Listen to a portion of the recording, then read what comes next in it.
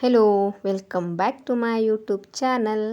ಇವತ್ತು ನಾನು ನಿಮಗೆ ಬೆಳಗಿನ ನಾಷ್ಟಾಗೋಸ್ಕರ ಮತ್ತು ಚಿಕ್ಕ ಮಕ್ಕಳಿಗೆ ಇಷ್ಟ ಆಗುವಂಥ ಚಿತ್ರಾನ್ನ ರೆಸಿಪಿನ ತೋರಿಸ್ತಾ ಇದ್ದೀನಿ. ನಿಮ್ಮ ಜೊತೆ ನಾನು ಶೇರ್ ಮಾಡ್ಕೊಳ್ತಾ ಇದ್ದೀನಿ.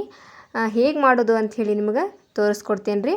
ಯಾರೆಲ್ಲ ನನ್ನ ಚಾನಲ್ನ ಹೊಸದಾಗಿ ನೋಡ್ತಾ ಇದ್ರು ಪ್ಲೀಸ್ ಸಬ್ಸ್ಕ್ರೈಬ್ ಮಾಡ್ಕೊಂಡು ನೋಡಿ. ಈ ಡಿಶ್ನ ಯಾವ ಥರ ಮಾಡೋದು ಅಂಥೇಳಿ ನಾನು ಮುಂದೆ ಹೋಗ್ತಾ ವೀಡಿಯೋದಲ್ಲಿ ಹೇಳ್ಕೊಡ್ತೇನೆ ರೀ. ಬರ್ರಿ, ಮೊದಲಿಗೆ ನಾವು ಒಂದು ಪಾತ್ರೆನ ಇಟ್ಕೊಂಡು ಅದಕ್ಕೆ ನಾನು 1 ಸ್ಪೂನ್ ಆಗುವಷ್ಟು ನಾನಿಲ್ಲಿ ಆಯಿಲ್ನ ಹಾಕ್ಕೊಂಡಿದ್ದೀನಿ. ಬೇಕು ಅಂದರೆ ನಿಮಗೆ ಆಯಿಲ್ನ ಜಾಸ್ತಿ ಮಾಡಿ ಕೂಡ ನೀವು ಹಾಕೋಬಹುದು.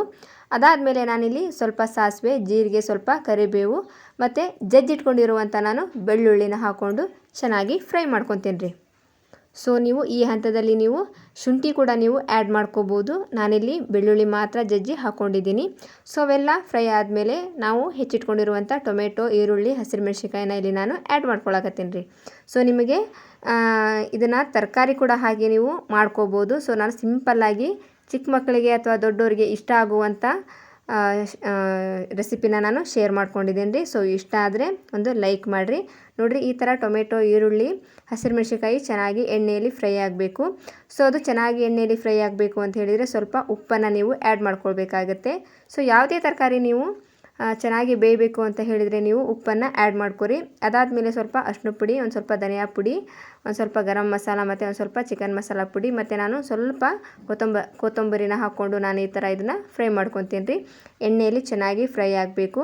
ಸೊ ನೋಡಿ, ಎಣ್ಣೆಯಲ್ಲಿ ಚೆನ್ನಾಗಿ ಫ್ರೈ ಆದಮೇಲೆ ನೀವು ತೆಗೆದಿಟ್ಕೊಂಡಿರುವಂಥ ಅನ್ನನ ನೀವಿಲ್ಲಿ ಆ್ಯಡ್ ಮಾಡ್ಕೋಬೋದು. ಸೊ ನೀವು ರಾತ್ರಿ ಉಳಿದಿರೋವಂಥ ಅನ್ನದಿಂದಾದರೂ ಮಾಡ್ಕೋಬೋದು. ಬೆಳಗ್ಗೆ ನಾಷ್ಟಕ್ಕೆ ಬಿಸಿ ಅನ್ನ ಕೂಡ ನೀವು ಮಾಡ್ಕೋಬೋದು. ಸೊ ನಾನು 2 ಮಂದಿಗೆ ಆಗುವಷ್ಟು ನಾನು ರೈಸ್ನ ಹಾಕ್ಕೊಂಡು ಇಲ್ಲಿ ಚೆನ್ನಾಗಿ ಮಿಕ್ಸ್ ಮಾಡ್ಕೊತೀನಿ ರೀ. ಸೊ ನೀವು ಎಷ್ಟು ಚೆನ್ನಾಗಿ ಮಿಕ್ಸ್ ಮಾಡ್ಕೊತೀರೋ ಅಷ್ಟು ಚೆನ್ನಾಗಿ ನಮಗೆ ಕಲರ್ಫುಲ್ಲಾಗಿ ತುಂಬ ಟೇಸ್ಟಿಯಾಗಿ ಈ ಚಿತ್ರಾನ್ನ ರೆಡಿ ಆಗುತ್ತೆ. ಸೊ ಇದಕ್ಕೆ ನೀವು ನಿಂಬೆಹಣ್ಣು ಕೂಡ ನೀವು ಹಿಂಡ್ಕೋಬೋದು, ಇಲ್ಲ ಮಾವಿನಕಾಯಿ ಕೂಡ ನೀವು ಹಾಕೋಬೋದು. ಸೊ ನಾನಿಲ್ಲಿ ಸಿಂಪಲ್ಲಾಗಿ ನಿಮಗೆ ಈ ರೆಸಿಪಿನ ಮಾಡಿ ತೋರಿಸ್ತಾ ಇದ್ದೀನಿ. ಸೊ ನೋಡಿ, ಈ ಥರ ನಮ್ಮ ರೆಸಿಪಿ ಕೂಡ ರೆಡಿ ಆಯಿತು. ವಿಡಿಯೋ ಇಷ್ಟ ಆದರೆ ಲೈಕ್ ಮಾಡಿರಿ, ಶೇರ್ ಮಾಡಿರಿ, ಕಮೆಂಟ್ ಮಾಡಿರಿ. ಹೀಗೆ ನಮ್ಮ ವಿಡಿಯೋಕ್ಕೆ ಸಪೋರ್ಟ್ ಮಾಡ್ತಾಯಿರಿ.